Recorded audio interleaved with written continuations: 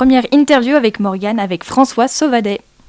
François Sauvadet, bonjour. Vous êtes le président du conseil départemental de la Côte d'Or et lundi 25 janvier, le conseil a proposé un plan de solidarité jeunes amplifié. Le conseil a adopté une série de mesures à destination des jeunes et des étudiants. Parmi ces mesures, il y a principalement un renforcement du partenariat avec le Crous pour rendre l'accès aux services sociaux plus facile pour les étudiants. Il y a aussi le versement d'une aide pour les associations d'aide alimentaire de 50 € par mois et pour chaque étudiant bénéficiaires, mais aussi la création d'une aide pour les associations lors du recrutement de jeunes services civiques. Alors, Monsieur Sauvadet, pourquoi ce plan d'aide et combien en termes de budget représente-t-il ? Écoutez, d'abord, on vit une crise qui frappe bien évidemment des acteurs économiques qui sont fermés, mais aussi qui touchent nos jeunes tout particulièrement, qui sont isolés, et les étudiants qui n'ont plus de petits boulots, et un grand nombre d'entre eux se retrouvent en situation de précarité.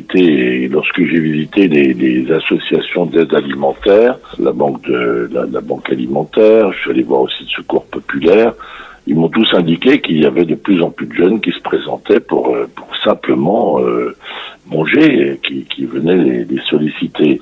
Et donc, on a décidé de renforcer notre plan de soutien qu'on avait mis en place déjà depuis le mois de mars de l'an dernier. Donc, évidemment, on souhaite travailler avec le Crous parce que c'est le premier acteur aux côtés des étudiants, d'abord pour les besoins du quotidien, mais aussi, c'est-à-dire tous ceux qui ont des difficultés, qui n'hésitent pas à se signaler. Il faut le dire, faut pas rester isolé quand on a une difficulté. C'est l'appel que je lance à tous les étudiants. N'hésitez pas à vous signaler au Crous.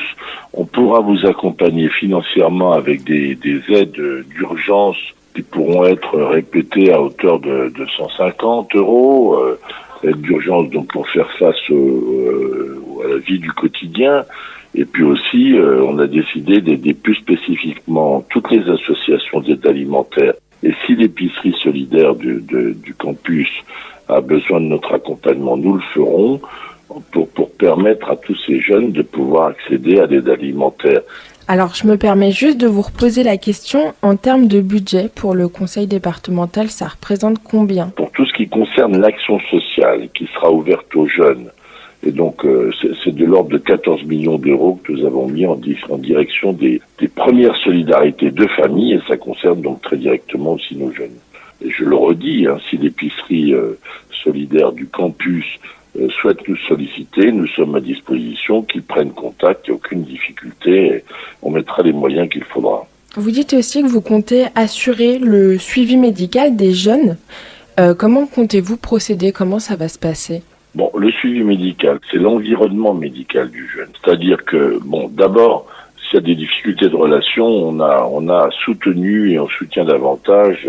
Si les jeunes sont en des situations difficiles, nous avons des psychologues mis à leur disposition, nous avons des structures d'écoute.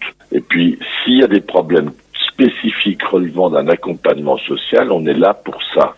Monsieur Sauvadet, vous avancez aussi un renforcement du partenariat avec le Crous, mais comment ça va s'organiser ? Le Crous est au plein cœur de la vie des étudiants.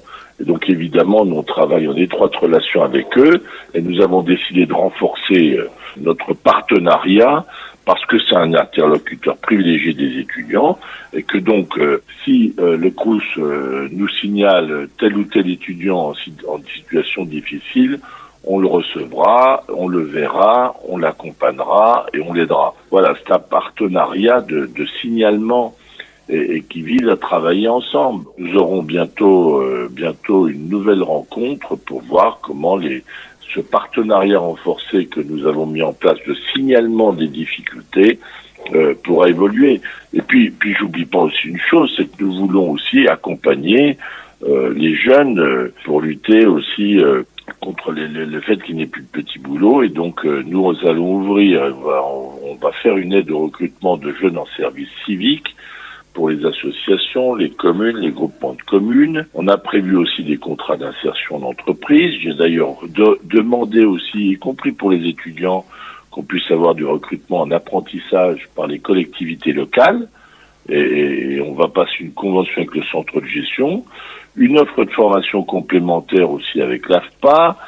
Et puis, dernière chose, j'ai autorisé le cumul pour ceux qui sont jeunes adultes bénéficiaires du RSA, c'est-à-dire qui ont des enfants et qui sont donc éligibles au RSA, j'ai autorisé le cumul emploi-RSA pour que quand on retrouve un job pour quelques heures, que ça ne vienne pas diminuer votre prestation RSA, mais que ce soit un plus. Et est-ce que vous avez été en lien avec des jeunes, des étudiants ou des associations ou fédérations étudiantes pour travailler et réfléchir sur ces mesures ? Écoutez, je dois voir les associations étudiantes. J'ai pas commencé par elles parce que j'ai souhaité surtout répondre à la demande des associations qui sont en contact avec les jeunes et qui ont constaté une augmentation des demandes d'aide d'urgence pour les jeunes. Donc j'ai d'abord réglé ce problème parce que j'ai observé qu'à la fin de cette année dernière, certaines associations se sont trouvées en rupture d'approvisionnement, on s'est retrouvés en rupture de dons.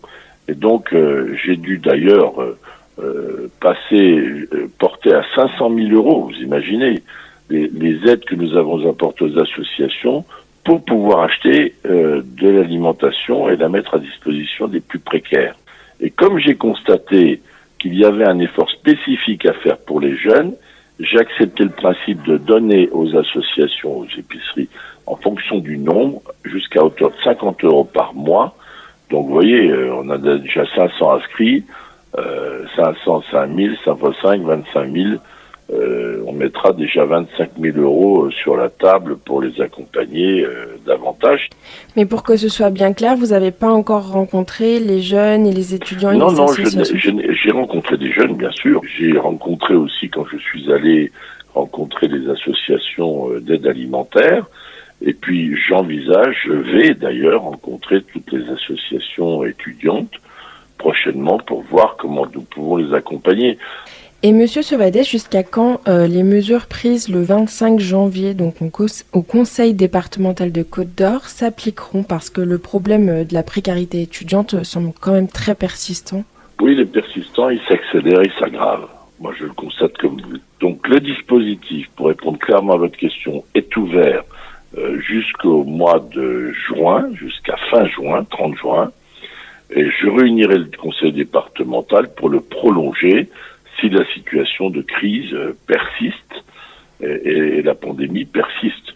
Et de ce point de vue, je suis pas très optimiste. Merci François Sauvadet d'avoir répondu à nos questions aujourd'hui et on espère que les étudiants ont entendu le message.